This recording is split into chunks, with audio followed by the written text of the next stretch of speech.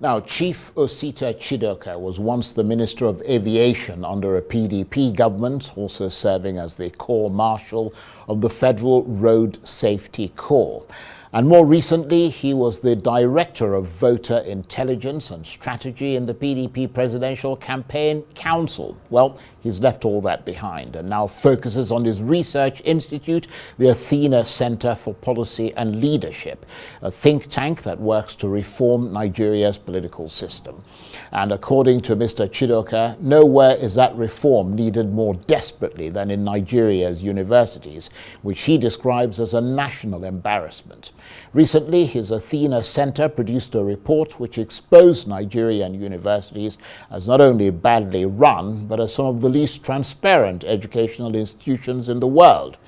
And using the same statistical evidence, he suggests that the systemic breakdown that we find in the universities can be seen all across Nigeria, including in places like the National Assembly and at the very heart of executive governance. Well, for more on this, I'm joined now in the studio by the former Minister of Aviation, former Corps Marshal of the Federal Road Safety Corps, and former governorship candidate in Anambra State, Chief Osita Chidoka, who is the founder of the Athena Center for Policy and Leadership. How nice to see you again. Thank you, Charles. Very good to be with you. Thank you very much indeed for coming in. So, in your assessment, Nigerian universities are a national embarrassment. Tell us more.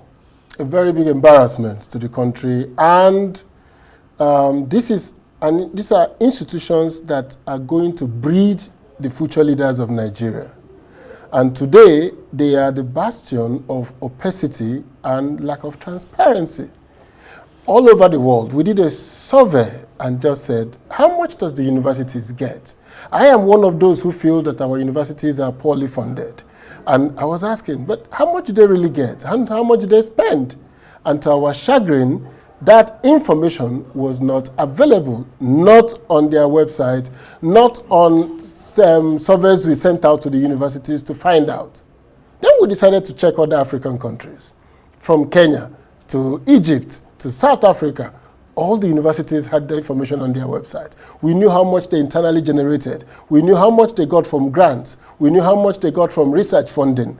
And we knew how much they got from government funding.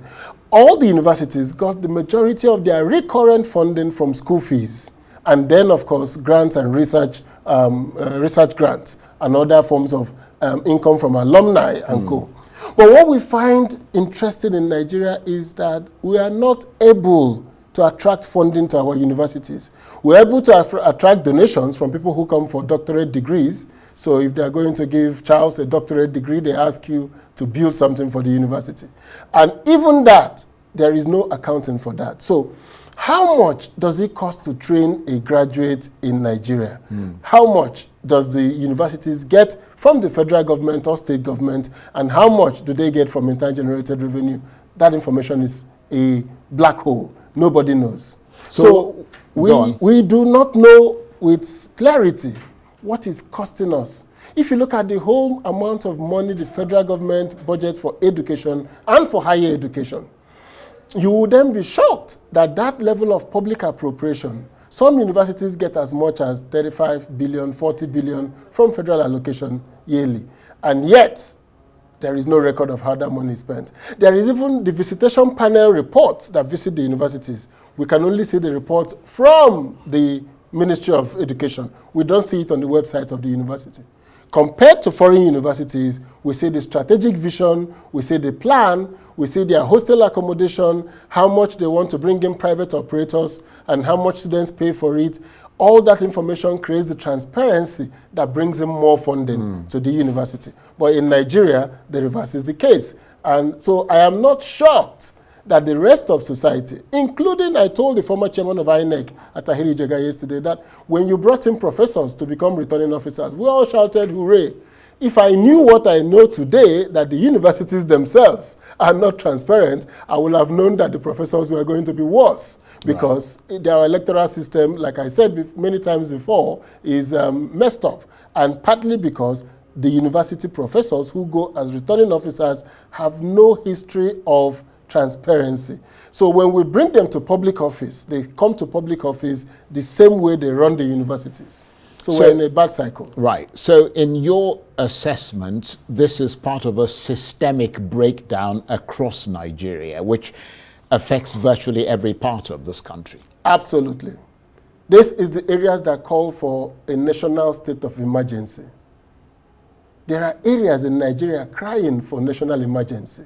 One of them is education. One of them is transparency.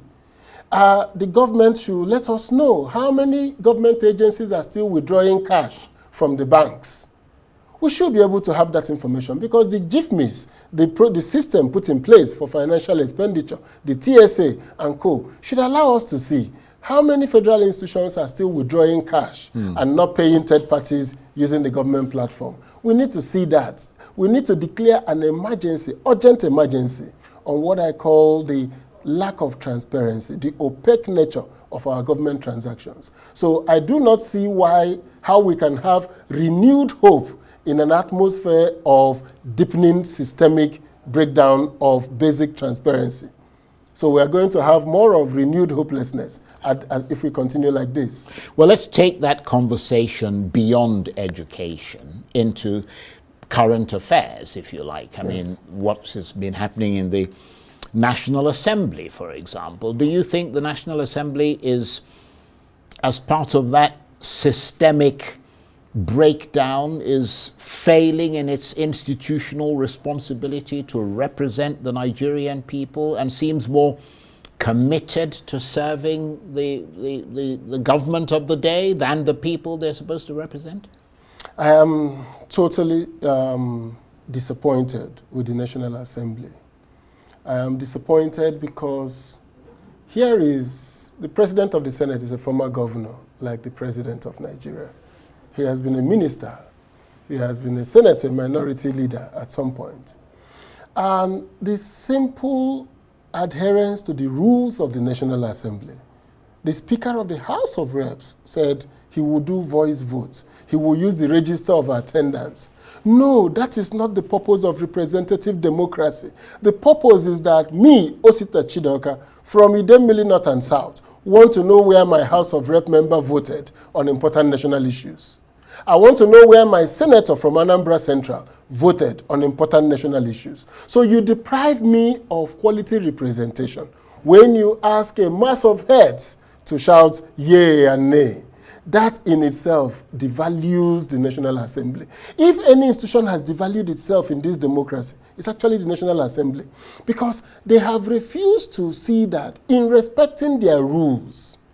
And you can see Senator Ken Namani when he said the conversation about TETEM will take place on national television, we will show it on national TV, and every senator will rise up and speak. So if we have a Senate that has told the president, look, we must take our votes one by one. So even if you need $1 million to buy each senator, better go find it. If you need to promise them projects for their communities, if you need to offer them porks and barrels for them to vote, do it, because we are going to count them one by one. That is our rule. It is a mark of self-respect. It's a mark of self-dignity. So when I see the senators behave like small boys, shouting yea and nay on an important issue of whether the president can suspend democratic rule in any part of Nigeria, I feel that the National Assembly has devalued itself, not the Nigerian people. I don't think he has done anything to the Nigerian people, who don't have much trust on them. But their respect could have been renewed. And the president's power will have been ascertained if they had voted and they voted in support of the president. The president will have reasserted himself as a leader. Yes, in a very legitimate way. Nigerians will have come to say, this president knows how to get things done. So to do it in contravention of their own rules, it takes away the legitimacy. It delegitimizes the process, delegitimizes the president, because he's now seen as a wheeler-dealer who just does anything to get to an end. But if he had said, look, I took this decision in careful consideration of what I believe to be the way out of this logjam, and the National Assembly counted their votes and 2/3 voted for him, he will have asserted himself as an authentic Nigerian leader. Indeed. And of course, beyond that, I mean, you mentioned the fact of some members of the National Assembly behaving like little children. When you see members of the National Assembly abusing the very public they are supposed to represent, I mean, we saw an instance of that yesterday. Yes. What goes through your mind? Just the systemic failure. The total absence of respect for the institutions we represent. I don't see a police officer slapping back a woman who slapped him. That will not be the work of a police officer. They will charge the woman to court. He will arrest her and charge her to court. They will have affected the clerk, what they call him, the sergeant at arms, to enforce the rules of procedural behavior in the National Assembly. To revert to brickbatting, to shouting down, to abuses, again, talks to the quality of individuals that we bring to public space. I don't think it's the right thing to do. And this whole crisis that the president got into with the declaration of the state of emergency in Rivers, it just showed me that the government, which I had come to give some credit, that their policies of the devaluation of the naira, the removal of the fuel subsidy, the liberalizing of the economy is beginning to gain, traction. And the reason is that unlike the Buhari government, where we could get dollar for 450 naira from the government, 350, and then you resell it to the black market at 750. So what used to happen was that every importer in Nigeria who lobbied the central bank got the money at 350, probably paid some 100 naira extra as bribes, comes back and sells the product at 750, the black market rate. So Nigerians did not get the benefit of that. What it meant is that everybody who had access to dollar made 300 naira on the dollar without even trading. So it was a national disaster under Buhari, because that process enriched people who did no work but had access to dollar. So when President Tinubu came and said, no deal. So even if you steal from government, you are going to go buy the dollars at 1,700 naira, 1,600 naira. So we all had equal access to the dollar. And you could see that it had it was beginning to stabilize, because people now did not have the fear that we may not get an allocation next time. Now, together with the food prices, we're beginning to come down. The economy just turned a corner. If you look at the cranes that we have in Ikoyi and Victoria Island, and even the number of buildings, estates coming up in Abuja, and then you take that to the Niger Delta, where a lot of Nigerian companies have taken over marginal fields. And I don't know the numbers yet, but the number of rigs coming to Nigeria for drilling, you will see that the economy was beginning to turn a corner. So to now leave this important part of the economy, where inflation was beginning to stabilize and begin to pursue a political issue in 1/36 of Nigeria that potentially frightens the investors, international investors, that potentially creates trouble in the Niger Delta, that potentially distracts everybody. You're basically from shooting yourself in the foot. I said he behaved like the lizard who invited people to his mother's funeral and then decided to disturb the funeral. I can't see why President Tinubu cannot call Governor Wike and his allies in the House of Assembly to say, receive the budget from the governor, or declare an emergency, assume emergency powers, and make sure that nobody misbehaves in the boat by the state governor and the House of Assembly. So there was no need to suspend that, because that questions our democracy. That questions our federalism. The idea that a superintendent president in Abuja can determine a governor should go for 6 months or as long as he wants. Right. That is sad. And I believe he shot himself in the foot. And that is because we are not prioritizing the idea of the reason for his government. Sorry if I take a little more time on this, but if you go to India, Modi talks about make it in India. He's talking about new India. There is a vision. The economic reforms he has put is geared towards making India to become the country with the highest exports of power, to become self-sufficient, the greenest economy in the world. They had national targets. If you go to Barack Obama, who says to Americans in the middle of the crisis of identity, says, yes, we can. We have hope that America can become not a red state and blue state, but the United States of America. He created a vision of tomorrow. Then you can go to South Africa and look at Nelson Mandela when he talked about a rainbow coalition. So I'm wondering, what is the Tinubu government for? What is the purpose of these economic reforms? What does he want Nigeria to be? What vision does he want to unite vision? the What does he people unite in that vision? In that vision. How do I find myself as Osita Chidoka, as Athena Center, to say, I will contribute this quota to making Nigeria in that vision? So that's a very crucial point. The absence of that vision is what is making him deal with what I call little issues going on in the country. Where we are now is, are we going to be the biggest producers of green energy by solar panels and making it accessible to Nigerians? Are we going to be the economy with the biggest trained manpower in Africa? Digital training, saying over the next 5 years, we are going to have graduates of digital skills in this quantity. Are we going to be the country that says we are going to be the bastion of peace and unity in Africa? We are going to showcase our multi-talented, multicultural, and multi-ethnic society.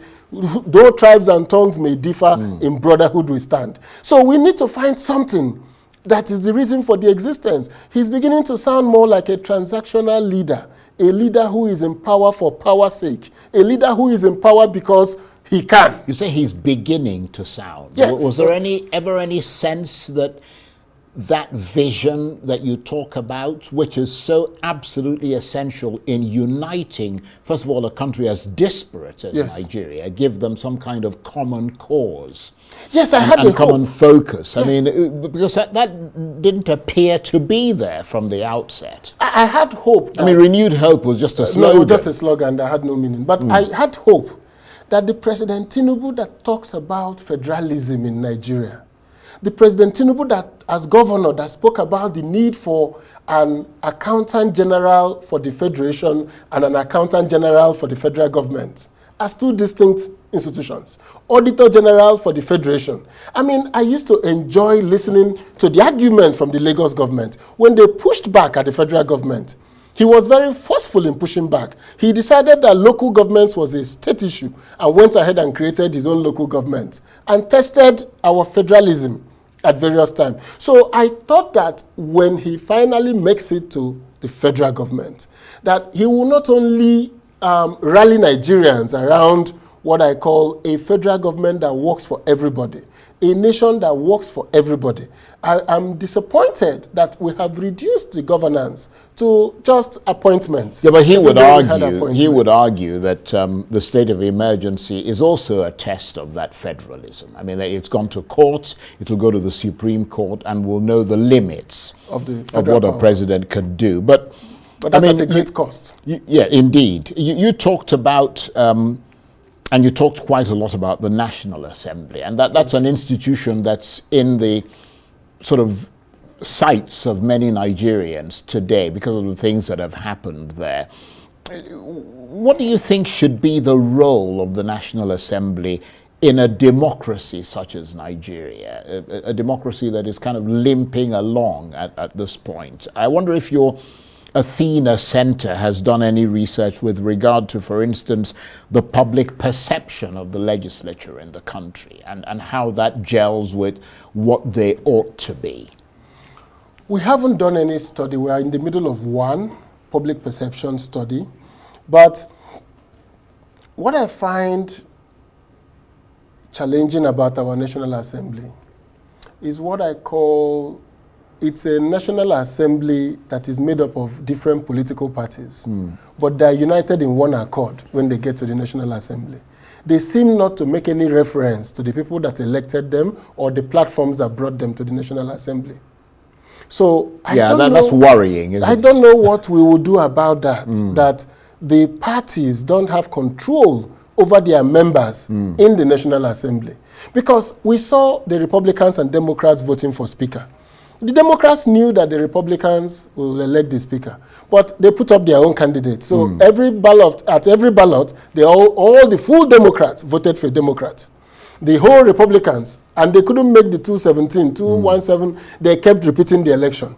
No Democrat crossed over to say, I'm from California, and the man running is from California, so I will vote for him. No, nobody does that. You vote by your parties. That's why we have whips. They whip you into line. You vote for your party. So the absence of a consensus about the role of representation. Who are they representing? Are they representing their people? Are they representing the party that brought them to office? Or do we have a united National Assembly where we know that we just elect individuals? When they get there, they come together and distribute.